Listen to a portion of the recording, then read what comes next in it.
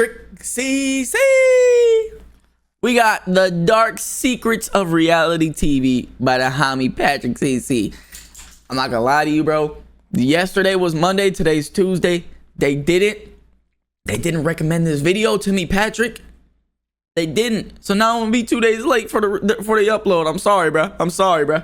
Most people understand that reality shows aren't exactly real, but to dismiss the shows and just say, oh, it's all scripted, it's all fake, that's not exactly true either. You see, these shows this is right up Mariano's alley. Operate more like human science experiments than scripted entertainment. Producers aren't necessarily telling contestants what to do, what to say, and how to act, but going through a series of calculated behind-the-scenes steps to control the environment and nearly guarantee chaos on camera. Unfortunately, because these tactics are designed to push people past their breaking point, there have been countless cases where contestants' lives were tragically cut short, with many pointing to the mental and emotional toll these shows have had on them. Today we are going to uncover the step-by-step process reality shows use to psychologically manipulate their contestants into getting the entertainment that they want, and all the ways it has gone horrible. Yeah, bro, I don't know if y'all niggas know this, but like reality TV, these producers,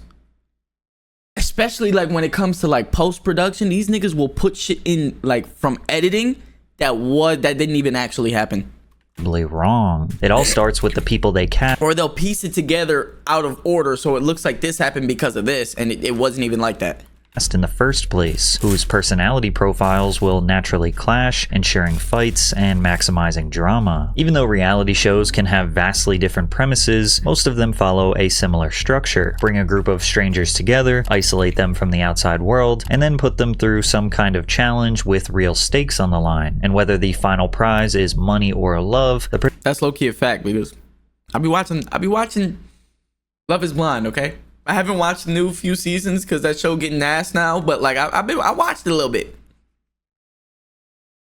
They be taking their phones, their social media, their internet, all of that, just leaving them. Production process for maximizing the entertainment value of these shows is mostly the same, and a lot of it relies on morally unethical behavior. Before the cameras turn on, reality shows have an extremely calculated casting process. The first step for getting on many reality shows is a lengthy application, and we're not talking a job application. Shows like Big Brother require IQ and psychological evaluations to ensure contestants will be able to perform under pressure. Survivor is similar, where production goes through 25,000 initial applicants, complete with background and psychological screenings before they're even considered for a callback. One of the reasons why this process takes so long is because producers aren't just looking for good contestants, they're looking for specific characters. Every person on the show has to fit a very specific role. You might have the hero, the villain, the underdog, the heartbreaker, the loudmouth, the wild card. It's like casting for a movie, except the script hasn't been written yet, and usually the most successful shows are when everyone plays their role perfectly, like in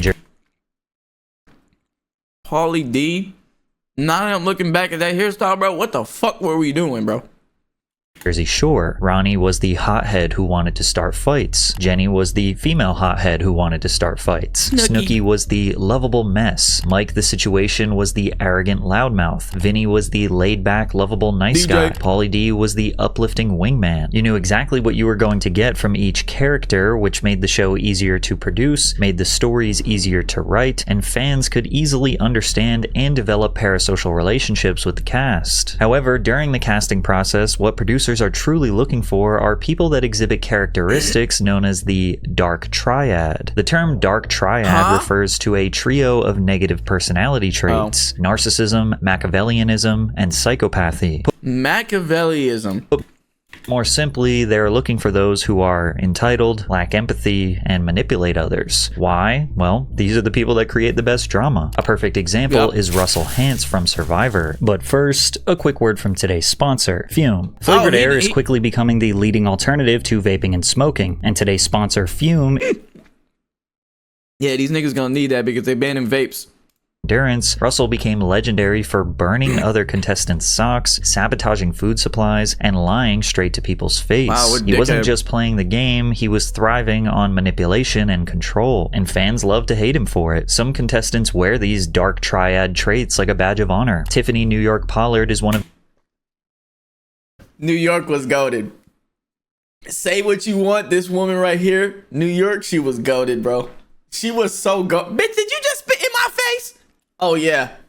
Oh, yeah. The most iconic reality stars in history who was unapologetic about stirring up drama on VH1's Flavor of Love. Not you. You can. Who won? Was it Hoops? Yeah, she won the season that New York was on. Hoops. Crazy. Oh, this was the first interaction I really had with Rain, so I wanted to see her anger level. I wanted to see if I was powerful enough to. Not gonna lie, New York, one of the lovable villains, bro. New York was like one of the only lovable villains on reality TV I've ever watched. Twist her mind. It was a mind thing. She got mind screwed by me, and it worked. My advice to the other ladies in the house would be beware of me, because I'm not backing down. Or take Stephen Bear from X on the Beach. He built a persona around seduction, betrayal, and exploiting his relationships for entertainment, but it turns out this was no persona. This was actually who he was in real life. Bear was convicted and jailed for revenge porn after leaking explicit footage of an ex-partner online. He was sentenced to 21 months in prison. Nigga, that shit is so corny, bro. If you break up with a girl and you have videos, bro, just delete this shit. It's that simple, bro. It's never that, like...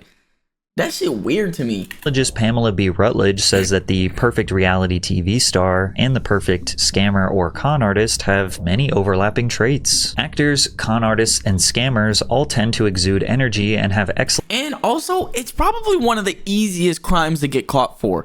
Because chances are that girl is gonna know what her own fucking body looks like, nigga. That. 2, she probably has the video herself. And 3... I mean, like... excellent powers of persuasion. The best scammers can project something desirable and likable about themselves to increase perceptions of trust and appear to offer an opportunity with lots of upside while glossing over the risks. Oh, I forgot to say what 3 was. 3, they know you have the video and they know when they break up with you, that's something that lingers in their mind. Like, oh, what is he going to do with that video? And then you post it. And to no surprise, there are literally countless people who were found guilty of financial crimes before or after appearing on reality TV. Jen Shah from The Real Housewives of Salt Lake City was running a telemarketing scam, targeting vulnerable, often elderly individuals. Shah pleaded guilty and was later sentenced to 6.5 years in prison and ordered to pay $6.5 million in restitution. Teresa Giudice from The Real Housewives of New Jersey served 11 months in prison after committing multiple acts of financial fraud. Richard Hatch from Survivor was indicted for fraud and tax evasion. Todd and Julie Chrisley were found guilty of... Give the worst people you know a platform and some money, and they gonna be going to prison. I swear to you. I swear to you. Give the worst people you know money and fame, and they go to prison every time. Both evading taxes and conspiracy to defraud community banks out of more than $30 million to fund their lavish lifestyle. Julie and Todd were sentenced to 7 and 12 years in prison, but lucky for them, another reality star scammer had the power to personally pardon them. If you just Google reality star fraud, you'll get so many different examples that it actually looks like these producers are intentionally trying to cast scammers to be on their show. But show producers have been criticized for not doing enough due diligence to avoid platforming bad or immoral people. Since they go through a deep vetting process, they should know about any potential controversies. Bachelor contestants met with a private investigator who is, quote, trained to dig up any skeletons in the closet, partly to use for their storyline, but also to get ahead of any tabloid story. Can you imagine that? Hey, do you have anything in your past that could affect your blah, blah, blah? Yeah, you know, I had made a sex tape and I got a DUI. Uses that part of the show? Like, these niggas are weird, bro. That could come to the surface if they were on the show. Had they ever been arrested? Had they ever sent nude photos to anyone? Had they ever made an X tape? Had they gotten a DUI? Recently, Love Island cast member Sierra Ortega was removed from season 7 after posts from years ago resurfaced showing her using a racial slur that was historically used to attack Asian people. Outrage erupted online, she was labeled a racist, and fans demanded that she be removed from the show. She announced that she left the show due to a personal situation. They always do that. They always hop on social media and be like, you know, it was my choice to leave the show. No, it wasn't, bro. You got fired. Shut your ass up. And then issued an apology online. I had no ill intention when I was using it, but that's absolutely no excuse because intent doesn't excuse Lip filler. Sorry guys. I cannot not notice lip filler, bro. ignorance. It just doesn't. Cierra also noted in her apology that angry fans called ice on A girl be saying that she be wanting that shit. I'm like, bro, you don't need it. But you know what? If she get it, I'm not gonna be one of them niggas that are like, you know what? I don't love you anymore. Blah, blah, blah. Like, bro, it's her choice at this point, bro. I'd rather her not, but if she want it, whatever. I told her as long as she don't do nothing crazy, it's fine. on her family, and she posted a slew of extremely hateful messages and threats she was receiving. To give you an idea of the magnitude, extremely hateful.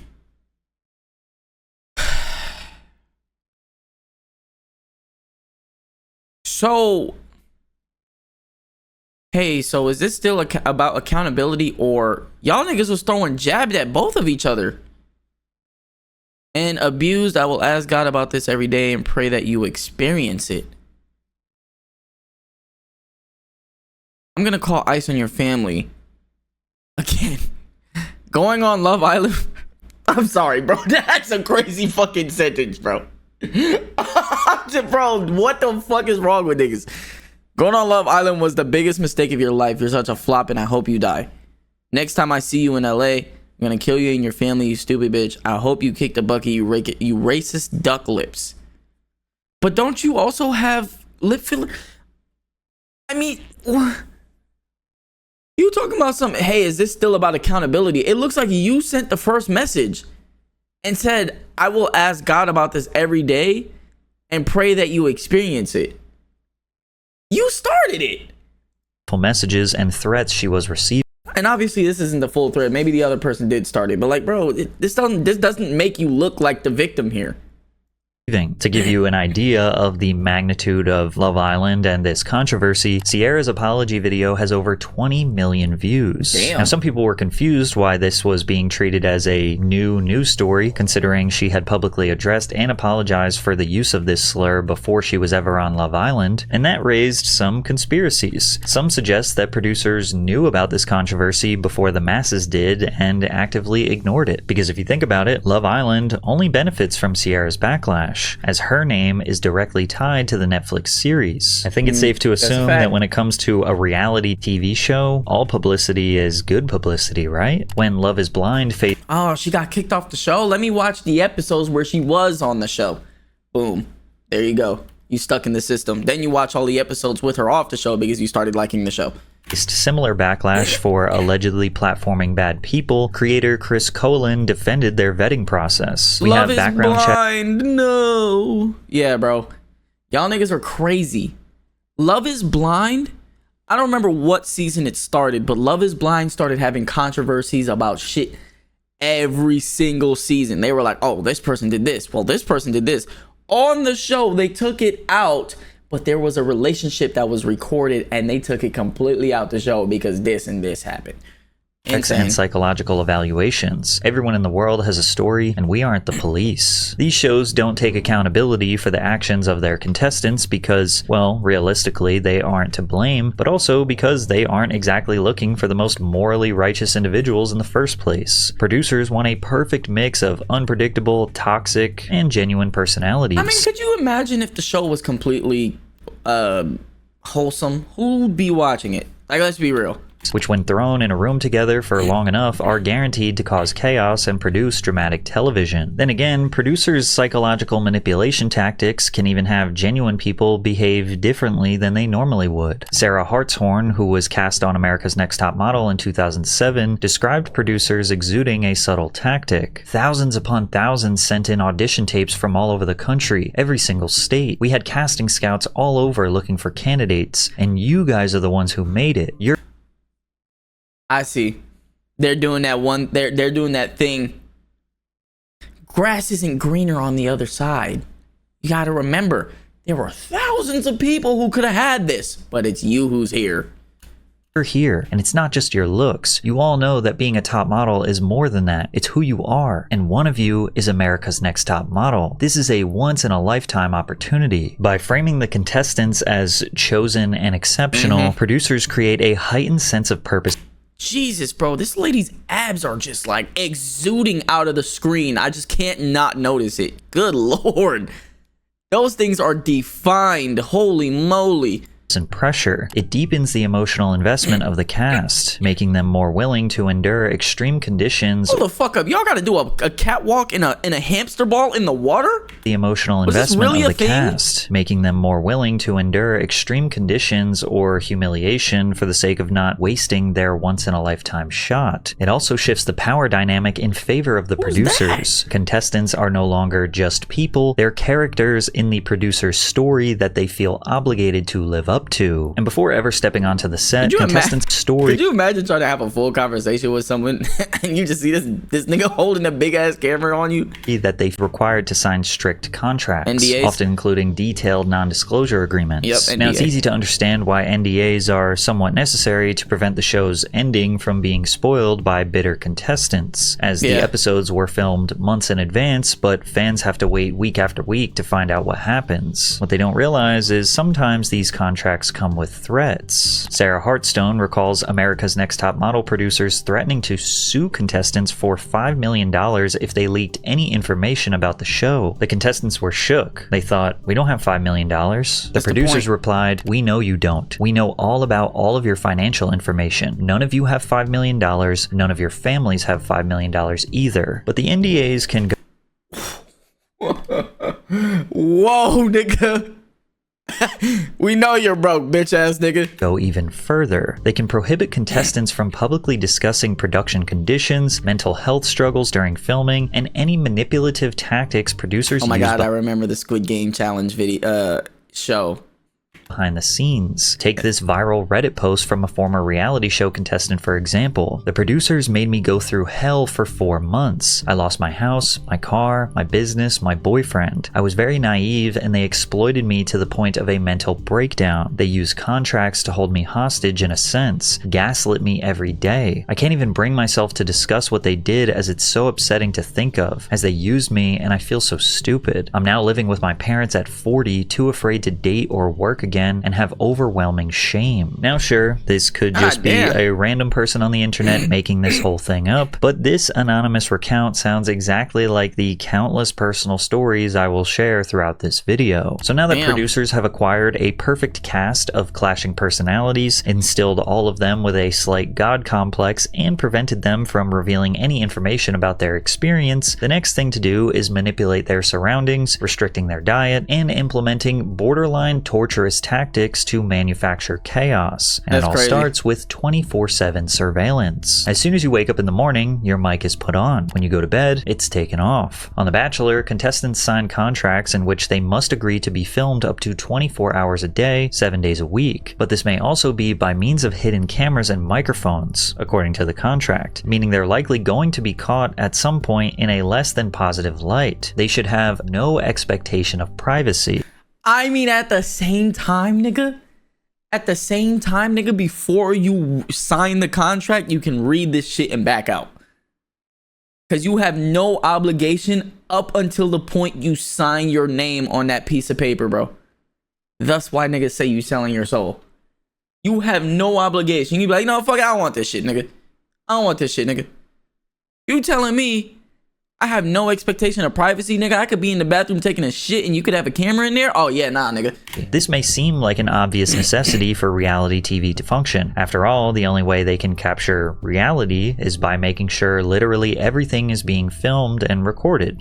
Right? Sometimes you see a contestant rip off their microphone and storm off to essentially protest being recorded, but the cameras just follow them anyways, and the audience is excited for more drama. It's a harsh reminder that they literally can never escape. On The Bachelor, constant filming is actually sold as a good part of the experience. Contestants open up about things like anxiety, grief, or past trauma, all while the cameras are rolling 24/7, turning their real pain into a part of the show. The audience is made to believe that all this surveillance is necessary to show someone's journey, because towards the end of the show there is literally a highlight reel of all of their pain being broadcast to millions of people. A highlight reel, bro? Yo, bro, nah. You can never catch me on reality TV. Craziest part is the contestants have no control of how that pain is edited, manufactured, and presented. If I ever went on reality TV show, nigga, I promise you I'm not playing. I promise you I'm not being myself on that show. I'm gonna go in that bitch and I'm gonna play a character. I'm gonna play a character the whole fucking time, bro. And if I'm being recorded 24/7, then you might see my regular side slip out. And honestly, I'd probably just be, I don't know, bro. I won't be mean or anything to anybody, but I'd just probably just like break character or some shit. But nah, I would be a character 24/7. Surveillance is done by the producers to maintain complete control over their participants. And this anonymous Love Island contestant described the extreme lengths producers would go to. When you're there, you don't realize how much you are controlled by them. If you talk too much about life outside of the island, the voice of God, which is like a big speaker, will tell you to shut up. So it's like, this doesn't make good telly. Most of your day is just filled with gossiping about situations inside the villa, because that's all you're allowed to talk about. Another That's former garbage. Love Island contestant described what producers will do to provoke a situation. They set up the environment to test you. Okay, she has like lines on her face because I think she's standing in front of a blind or something. It's bothering me. Or is that me? Is that me? Because they know exactly what you don't like, they know exactly what you're scared of, they know what you're attracted to, what you're not attracted to, they know your triggers. So it's very easy for them to manipulate your environment and situations. It's in my eyes now because I'm looking at the wall. I'm looking at the walls and I see that shit. I'm looking at the other monitors and I see it.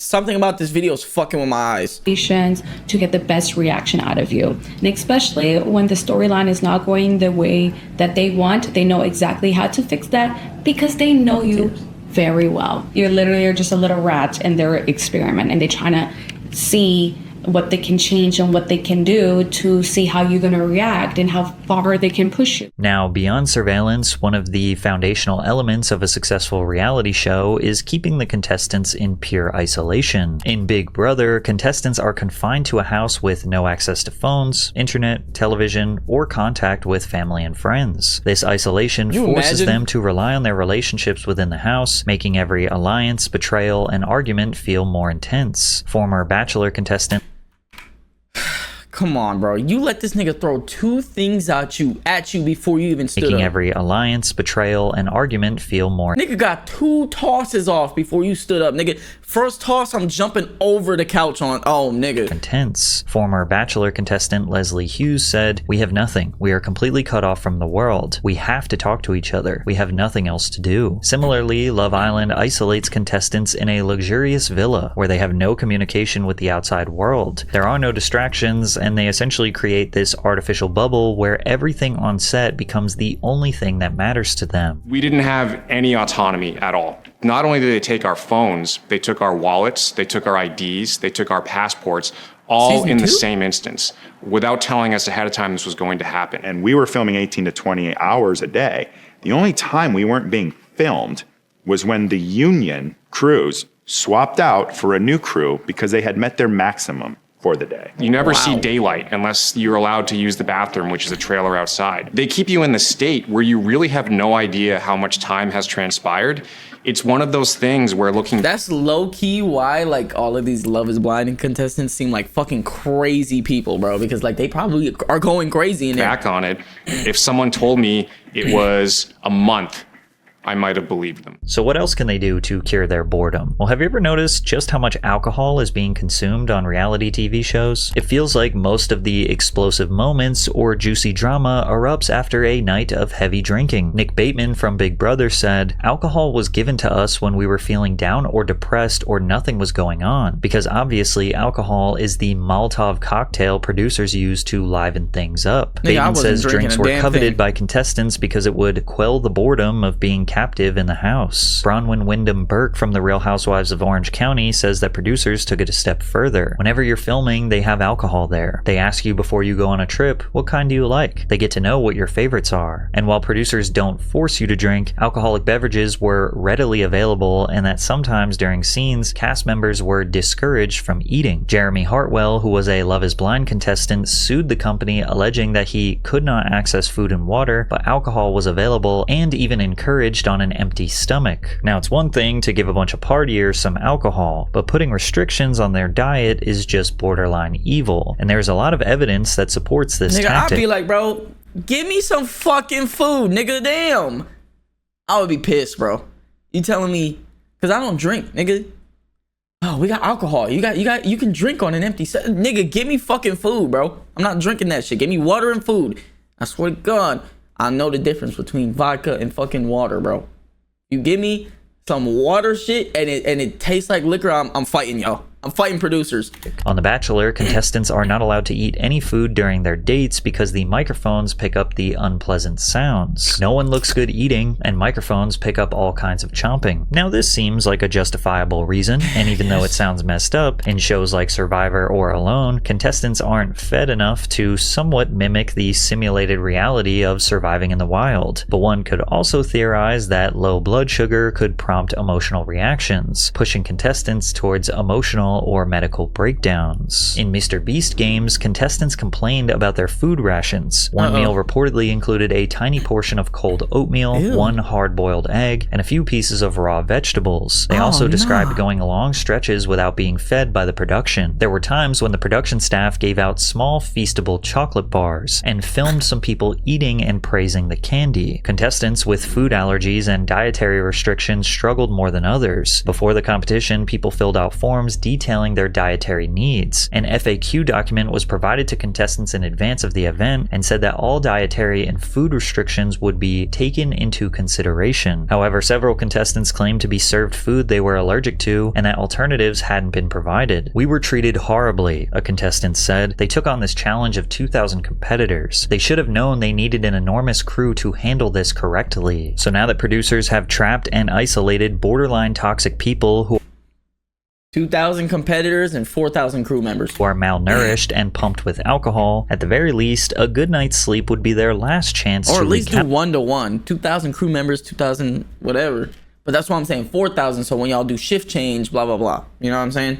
Calibrate. Well, they don't get that either, because sleep deprivation is one of the most messed up but crucial parts of the reality show entertainment formula. With Villa Light, there's no clocks. What they was doing was like keeping you up really late, waking you up early, so then you're going to react more because you like basically got sleep deprivation. Most competition reality shows follow a similar daily routine. Wake up early in the morning, typically around 7 a.m. Then they go do their competitions or tasks for the day. Then in the evenings, they talk strategy or socialize with another while getting drunk. Now you have to keep in mind that producers' top priority is to get 45 minutes of watchable television each day. They can count on roughly half of the airtime coming from the actual competitions or tasks, but the other half needs to be the all too sweet drama that everyone craves. And if the day is coming to an end and they don't think they have enough, they will keep the contestants awake. For 3 years, Sarah Shapiro worked as a producer on the reality show The Bachelor. Her task, as she...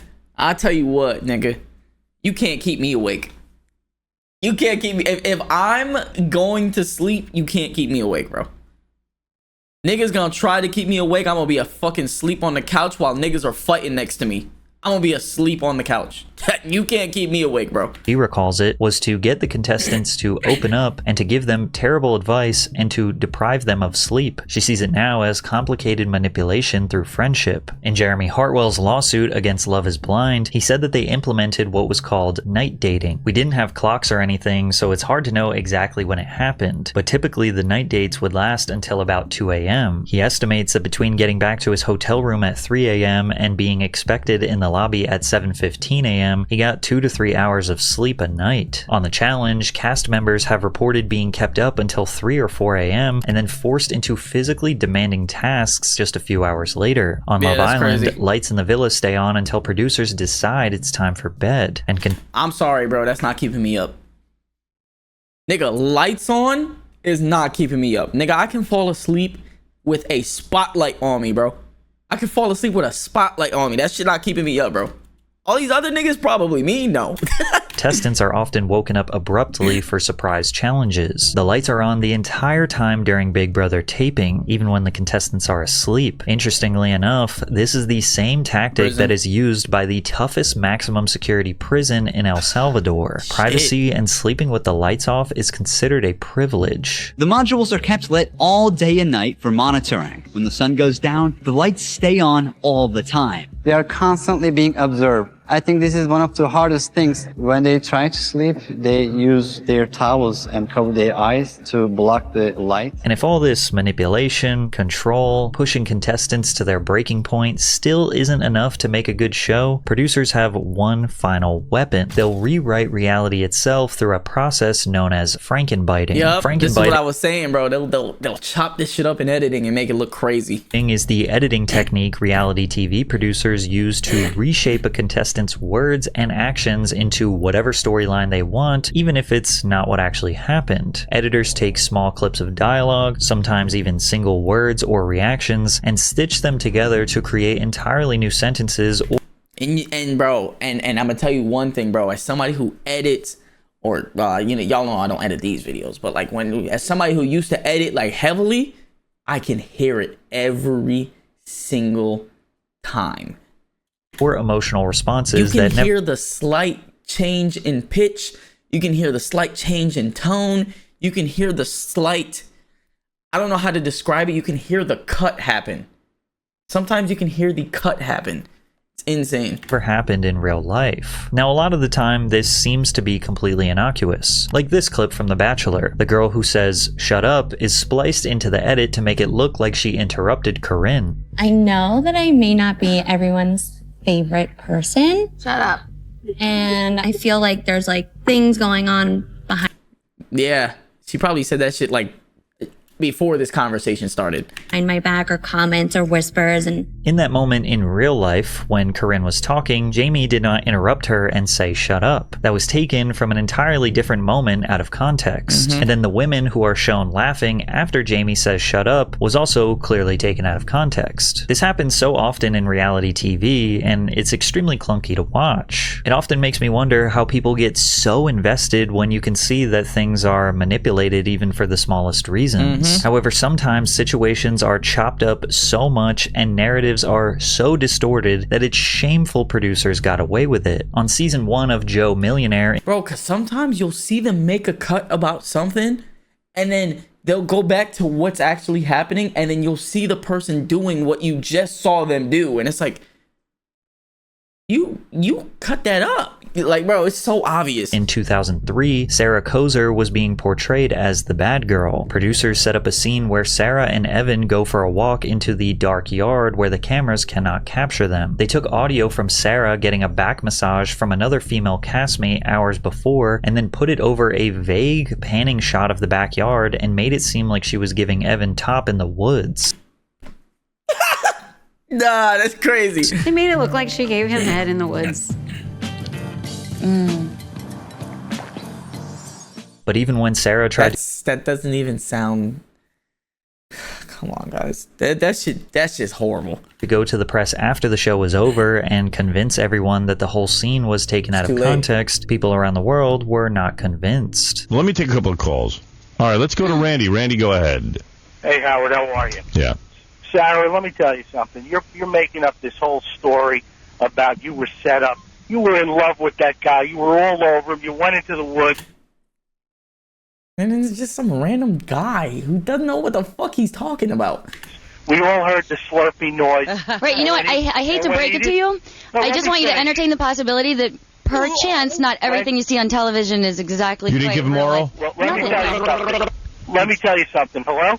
As soon as he didn't pick you and you heard he didn't have the money, you were devastated. You're nothing but a gold-digging white trash loser. Although Sarah Kozer handled this scrutiny from the public with grace, others fell victim to the immense backlash. One of the darkest consequences of reality show editing is how quickly contestants become targets for obsessive, toxic fandoms, which has mostly been aimed towards people who have been labeled as villains on the show. And to some degree, you can't blame the fans. After all, they can only judge a contestant based on what they've seen on the show. But as we know, these shows are barely a reflection of who that person actually not reality. is. What makes it worse is these mass harassment campaigns often come from fans who believe they're acting on some kind of moral high ground. They'll flood a contestant's social media with hate, send death threats, and in some cases, dig up private information like addresses or family details. Olivia Atwood from Love Island UK opened up about receiving over 3,000 messages a day after her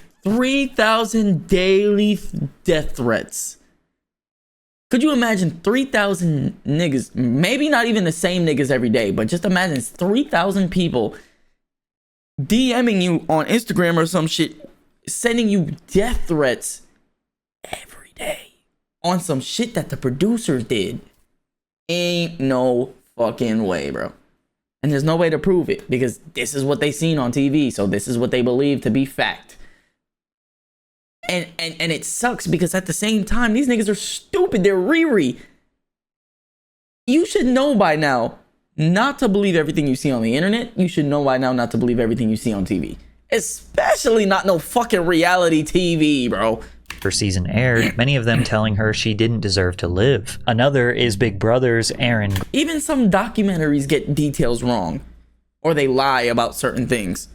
Why would you think a reality TV show would be telling the truth? Reese, who spoke about how viewers campaigned for her to lose her job after producers portrayed her as a manipulator through selective editing. But sometimes the harassment doesn't end with hateful comments. For some contestants, the public mauling and emotional toll have pushed them beyond their breaking point. A stat that absolutely blew my mind was that at least 40 people have died on their own volition after their appearances on reality TV. Hana Kimura, a female professional wrestler who was among the cast of the popular Japanese reality series Terrace House, died at age 22. She posted a goodbye message on social media after receiving a storm of hate online. Love Island had 2 contestants in back-to-back seasons suffer the same fate. Sophie Gradon, age 32 in 2018, and Mike Thelastis, age 26 in 2019. The Bachelor had 2 women from the same exact season pass, Alexa McAllister and Gia Allemond. What if I told you that the very first person who was ever voted off a reality show in history also suffered the same fate? Would that not be a slight indication of a broken system? In June 1997, Sinisa Savija became the first person in the world to ever be voted off a reality TV competition. The show was called Expedition Robinson. 4 weeks after he was voted off, he walked in front of a train. 9 weeks after that, the first episode of Expedition Robinson aired anyway. Before I started researching this video, I knew reality shows were pretty messed up, but I had no idea just how many tragic losses have been suffered from former contestants and the countless other attempts that have been made. And of course, this fate is never the result of just one thing. It's an incredibly complex and deep decision influenced by countless factors. But when reality shows follow the same formula again and again, calculated casting, 24/7 surveillance, isolating contestants, restricting their diet, flooding them with alcohol, depriving them of sleep, turning them essentially into controlled robots, and then putting all of their worst moments on display to millions of people, it's easy to see the inherent evil reality TV needs to have to create the entertainment. I can't lie, this is kind of why I don't feel bad for the producers whenever niggas crash out on them, because it's like, bro,